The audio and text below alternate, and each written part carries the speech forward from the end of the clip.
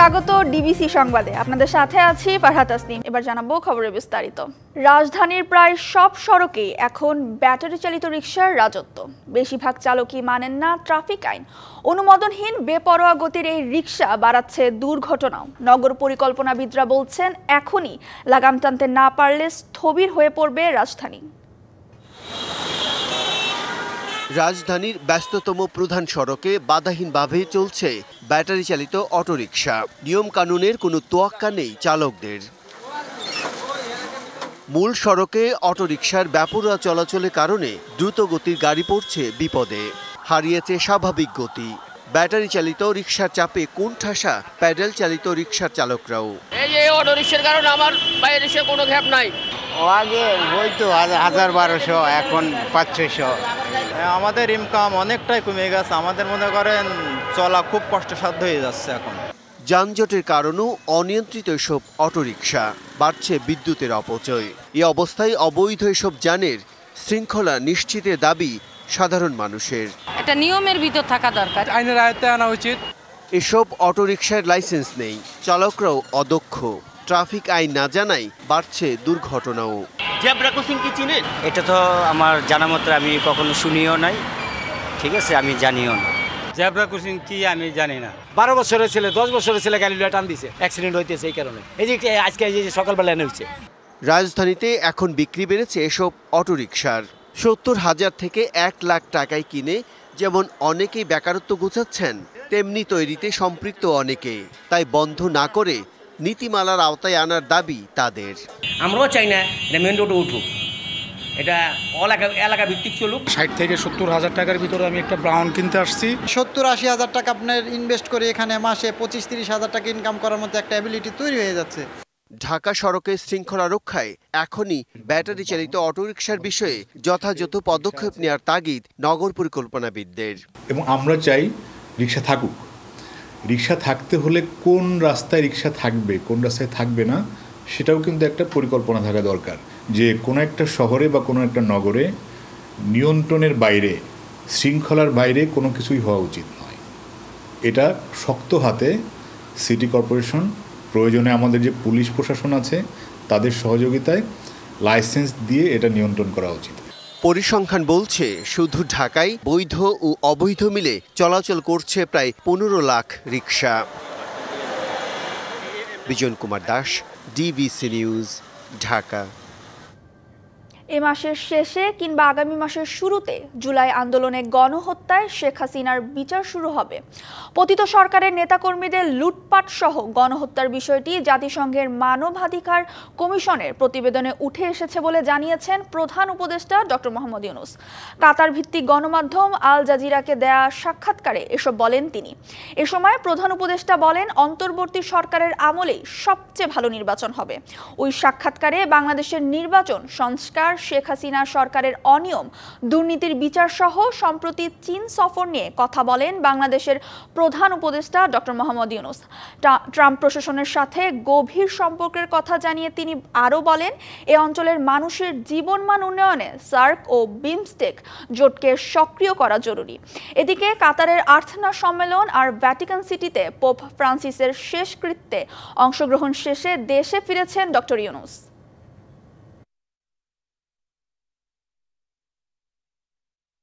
Banking system is completely emptied out, taking resources out of the country. পতিত সরকারের আমলে bank দখলের পাশাপাশি ঋণের নামে হাজার হাজার কোটি টাকা পাচার করা হয়েছে। আর এসব অর্থ পাচার হয়েছে ইউরোপ, ক্যারিবিয়ান ও বেশ কিছু এশিয়ার দেশগুলোতে। আমরা সর্বাত্মক চেষ্টা করছি এ সকল পাচারকৃত টাকা দেশে ফিরিয়ে আনার জন্য।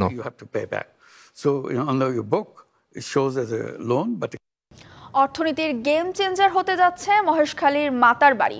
দেশের প্রথম গভীর সমুদ্র বন্দরকে রিজিওনাল ট্রান্সশিপমেন্ট হাব হিসেবে ব্যবহারের প্রস্তুতি নিচ্ছে সরকার।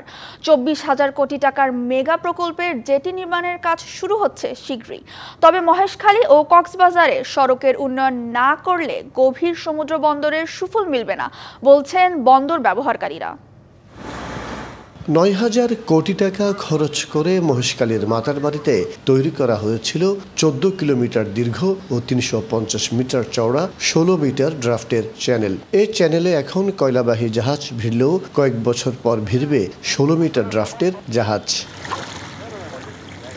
সিঙ্গাপুর ও শ্রীলঙ্কা সহ প্রতিবেশী দেশগুলো গভীর সমুদ্র বন্দরের সুবিধা নিয়ে শুরু করলে আঞ্চলিক ট্রানজিট হাবে রূপান্তরিত হবে মাতারবাড়ি। মাদার ভেসেলগুলো বেশি কন্টেইনার নিয়ে আসার পাশাপাশি চট্টগ্রাম, পায়রা ও মোংলা বন্দরের সাথে বাড়বে কানেক্টিভিটি। মাতারবাড়ি গভীর সমুদ্র বন্দর নির্মাণে জাপানি প্রতিষ্ঠান প্যান্টা ওশান কনস্ট্রাকশন ও টয়া কর্পোরেশনের সাথে গত ২২ এপ্রিল রাজধানীর একটি হোটেলে চুক্তি সম্পন্ন হয়েছে। মাতারবাড়ি ডিপ সিপোর্ট আগামী 2029-এর মধ্যে অপারেশনে চলে আসবে ইনশাল্লাহ।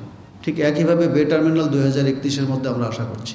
তো এই দুইটা হয়ে গেলে তখন কিন্তু আমাদের সক্ষমতা অনেক বৃদ্ধি পাবে। মাতারবাড়ি গভীর সমুদ্র বন্দর শুধু বাংলাদেশের নয়, আন্তর্জাতিক বাণিজ্যের জন্য নতুন দিগন্ত উন্মোচন করবে। তাই গভীর সমুদ্র বন্দর নির্মাণের পাশাপাশি চট্টগ্রাম, কক্সবাজার, মহেশখালী মহাসড়কের যোগাযোগ ব্যবস্থার দিকে নজর দেওয়ার পরামর্শ বন্দর ব্যবহারকারীদের। এই রোডের উপর দিয়ে আপনি মাতারবাড়ির ভলিউম যখন লোডটা দিবেন, অ্যাকচুয়ালি তখন দেখা যাবে যে এই রোড নিতে পারবে না। 2025, 26, 27-এও যদি অপারেশনে যায় 2-3 বছরের মধ্যে অতি দ্রুত একটা মাতারবাড়ি কানেক্টেড একটা কানেক্টিভিটি রেডি করা উচিত using the under water tunnel. 2029 সালে আনুষ্ঠানিকভাবে চালু হবে মাতারবাড়ি সমুদ্র বন্দর। ওই সময় গ্রিন মেরিটাইম করিডোর হবে চট্টগ্রাম বন্দর, আর মাতারবাড়ি বে টার্মিনাল লালদিয়া হবে গ্রিন পোর্ট। এর মাধ্যমে শিপিং বাণিজ্যে উন্মোচিত হবে নতুন দুয়ার। মাসুদুল হক, ডিবিসি নিউজ, চট্টগ্রাম। জাতীয় সংসদের এলডি হলে গণ অধিকার পরিষদের সঙ্গে বৈঠকে বসেছেন জাতীয় ঐকমত্য কমিশন। সেখানে আছেন সহকর্মী রেদওয়ানুল হক। সরাসরি চলে যাচ্ছি সেখানে। রেদওয়ানুল, বৈঠকে কারা উপস্থিত আছেন, আলোচনার বিষয়ে কোনো কি তথ্য আছে আপনার কাছে, জানাবেন আমাদের। তাসনিম, আপনি জানেন যে সংস্কার কমিশনের যে রিপোর্টগুলো, সেই রিপোর্টগুলো নিয়ে রাজনৈতিক দলগুলোর সঙ্গে জাতীয় ঐকমত্য কমিশন সংলাপ চালিয়ে যাচ্ছে। তারই অংশ হিসেবে আজকে গণ অধিকার পরিষদের নেতাদের সঙ্গে এখানে একটি বৈঠক অনুষ্ঠিত হওয়ার কথা রয়েছে। এখন আমরা দেখেছি কিছুক্ষণ আগেই গণ অধিকার পরিষদের নেতারা এখানে এসে উপস্থিত হয়েছেন। কিছুক্ষণের মধ্যেই বৈঠকটি শুরু হবে। আর আলোচনার যে বিষয়টি বলছিলেন সেটি হচ্ছে যে আমাদের যে সংস্কার কমিশনগুলো যে রিপোর্টগুলো জমা দিয়েছে, সেই রিপোর্টগুলোর ব্যাপারে রাজনৈতিক দলগুলোর মধ্যে যে মতানৈক্য রয়েছে, সেই মতানৈক্যগুলোকে কাটিয়ে একটি জায়গায় যাতে আসতে পারে সকলে মিলে, সেই চেষ্টাই করছেন জাতীয় ঐকমত্য কমিশন। সেই হিসাবে রাজনৈতিক দলগুলোর সাথে পর্যায়ক্রমে তারা বৈঠক চালিয়ে যাচ্ছেন। আজকেও গণ অধিকার পরিষদের নেতৃবৃন্দের সঙ্গে আলোচনা হবে। তো আমরা যখন বৈঠকটি শেষ হবে তখন আমরা জানতে পারবো যে আসলে কি কি নিয়ে আলোচনা হলো এবং কি কি বিষয়ে তারা একমত হতে পারলেন। ধন্যবাদ রেদওয়ানুল আমাদের সাথে যুক্ত হওয়ার জন্য। সরকারি কর্ম কমিশনের সংস্কার সহ 8 দফা দাবিতে চলমান অনশন কর্মসূচির মধ্যে 46তম বিসিএস এর লিখিত পরীক্ষা স্থগিত করার তথ্য দিয়েছেন যুব ও ক্রীড়া উপদেষ্টা আসিফ মাহমুদ সজীব ভুইয়া।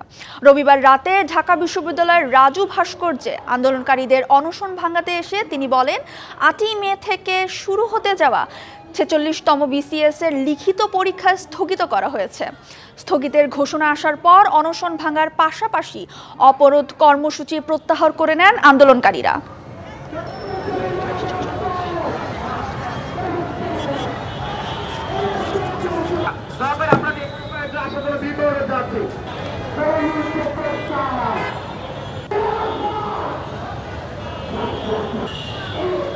শ্রমিকদের ওপর হামলার প্রতিবাদে দ্বিতীয় দিনের মতো ভোলার সব রুটে দ্বিতীয় দিনে বাস ধর্মঘট চলছে।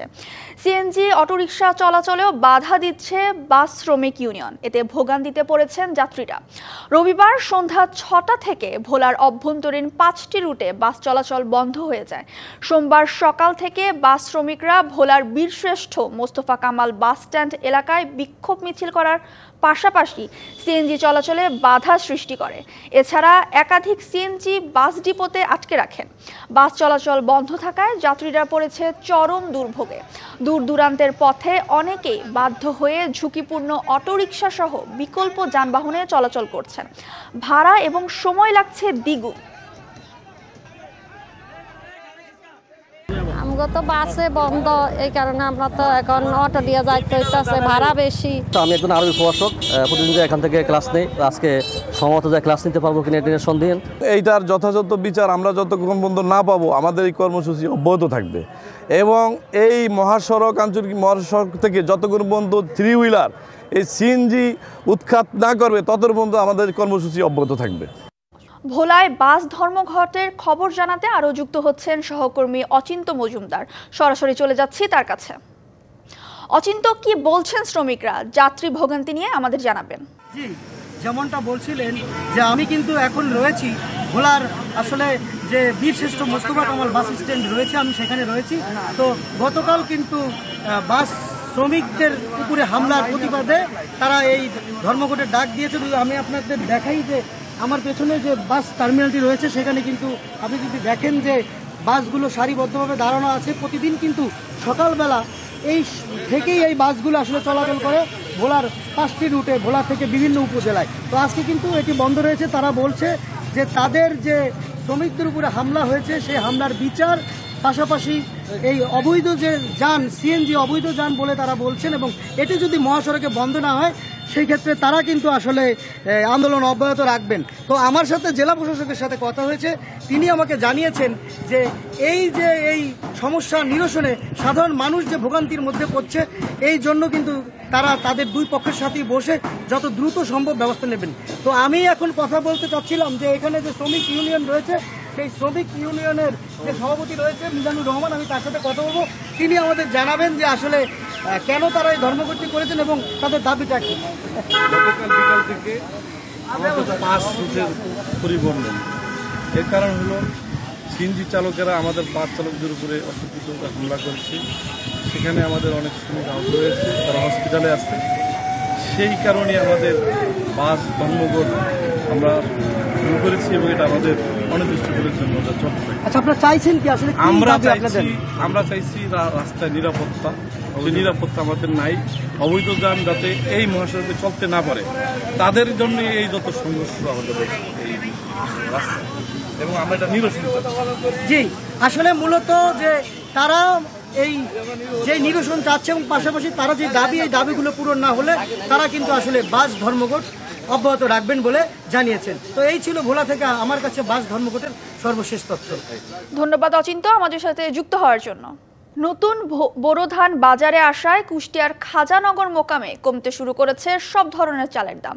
সরু চাল কেজিতে কমেছে 10 থেকে 12 টাকা। তবে দাম কমার কোনো সুফলই পাচ্ছেন না খুচরা পর্যায়ের ভোক্তা, কারণ তারা বাজারে নতুন চাল পাচ্ছেন না। চালকল মালিক সমিতি বলছেন, ব্যবসায়ীদের কাছে পুরাতন চাল মজুদ থাকায় তারা নতুন চাল নিচ্ছে না, এজন্য বেশি দামে পুরাতন চাল কিনতে হচ্ছে ক্রেতাদের। নতুন বোরো ধান বাজারে আসার পর 3 মাস ধরে লাগামহীন ছুটতে থাকা চালের দামে লাগাম পড়েছে। কুষ্টিয়ার খাজানগর মোকামে সব ধরনের চালের দাম কমেছে, কিন্তু এর সুবিধা পাচ্ছেন না খুচরা পর্যায়ে গ্রাহক। প্রতিটি মিলেই গাড়ি বোঝাই ধান আসছে, তৈরি হচ্ছে নতুন চাল। প্রথম মিনিকেট আপনার হলো একটা 1680 টাকা, 1700 টাকা, আর সবচেয়ে ভালোটা 2000 টাকা। ধান 1550 টাকা কিনেছে। চালের দাম কম এখন বড় আগের দিকে 200 টাকা 250 টাকা কমে গেছে।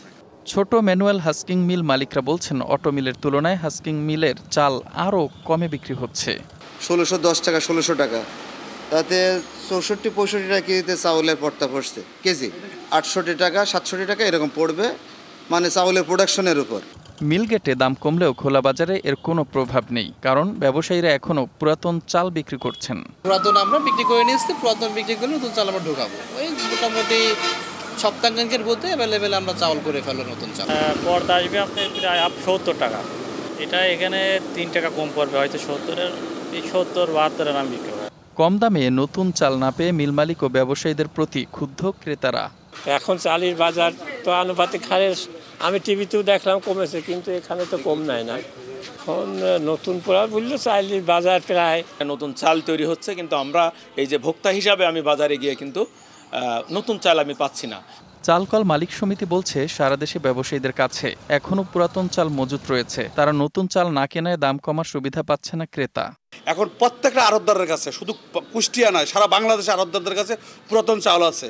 পুরাতন সেই মিনিকেট চাউলও এখনও তারা 82 টাকা বিক্রি করতেছে, বাসমতি চাউলও 94 টাকা বিক্রি করতেছে। কিন্তু আমাদের মার্কেটে, আমাদের কুষ্টিয়ার মোকামে এখন যে নতুন ধান, সে ধানের চাউল বিক্রি করতেছে আমরা 68 থেকে 69 টাকা কেজি মিনিকেট। নতুন সরু চালের দাম 66 থেকে 68 টাকা কেজি, তবে খোলা বাজারে এখনও পুরাতন সরু চাল বিক্রি হচ্ছে 82 টাকা কেজি। DBC news desk. টানা তীব্র তাপপ্রবাহে গাছে ফেটে যাচ্ছে লিচু, দাগ হয়ে নষ্ট হয়ে ঝরে পড়ছে। মাগুরা সদর উপজেলার লিচুর গ্রাম বলে পরিচিত প্রায় 20টির বেশি গ্রামের শতাধিক লিচু বাগানে এমন পরিস্থিতি। সেই সাথে গতবারের তুলনায় লিচু কম হওয়ায় বড় ধরনের ক্ষতির মুখে লিচু চাষিরা। তবে কৃষি বিভাগ বলছে তীব্র গরমে সঠিক পরিচর্যা করলে লিচুর ক্ষতি কমে যাবে। মাগুরা সদরের হাজরাপুর ও হাজিপুর ইউনিয়নের প্রায় 20 গ্রামে রয়েছে শতাধিক লিচু বাগান। অতিরিক্ত খরা, প্রচণ্ড তাপপ্রবাহে ফলন বিপর্যয়ের শঙ্কা করছেন চাষিরা। একদিকে বৃষ্টি না হওয়াতে যেমন লিচু ফলন ভালো হয়নি, ঠিক তেমনি এবার তীব্র তাপপ্রবাহে লিচু ফেটে নষ্ট হওয়ার শঙ্কা দেখা দিয়েছে। কৃষি বিভাগ বলছে গেল বছরের তুলনায় 134 হেক্টর কমে এবছর 531 হেক্টর জমিতে লিচুর আবাদ হয়েছে। এতে উৎপাদন হতে পারে প্রায় 500 মেট্রিক টন। তবে তীব্র গরমে লিচু নষ্ট হওয়ায় উৎপাদনে এর প্রভাব পড়তে পারে আশঙ্কা করছেন চাষিরা। এছাড়া কৃষি বিভাগের অবহেলা নিয়েও অভিযোগ রয়েছে চাষিদের। কৃষি অফিস থেকে আমাদের কোনো সাহায্য সহযোগিতা বা কথার একটা যে পরামর্শ সেটা আমাদের দিচ্ছে না। আমাদের ব্লক সুপারভাইজার আমাদের কোনো খোঁজ খবরই নিচ্ছে না। চাষিরা জানায় এবছর প্রায় 40% গাছে ফুল আসেনি। তাপপ্রবাহ শুরু হওয়ায় বেশিরভাগ সবুজ লিচু নষ্ট হয়েছে। অনেক লিচু ঝরে পড়ছে, আবার ঝলসেও যাচ্ছে। তাপমাত্রা বেশি, তাপমাত্রার কারণে লিচু পুড়ে যাচ্ছে, স্পট পড়ে যাচ্ছে আর কি। এত তাপমাত্রা যার কারণে মনে করেন যে লিচুর এরকম এক্সপোর্ট পড়তেছে। বৃষ্টি না হওয়ার কারণে মনে করেন যে এই সমস্যাটা হচ্ছে। কৃষি বিভাগ জানায় তীব্র গরমে লিচু হিট ইনজুরিতে আক্রান্ত হচ্ছে, তাই চাষিদের সকাল সন্ধ্যা সেচ দেওয়ার পরামর্শ।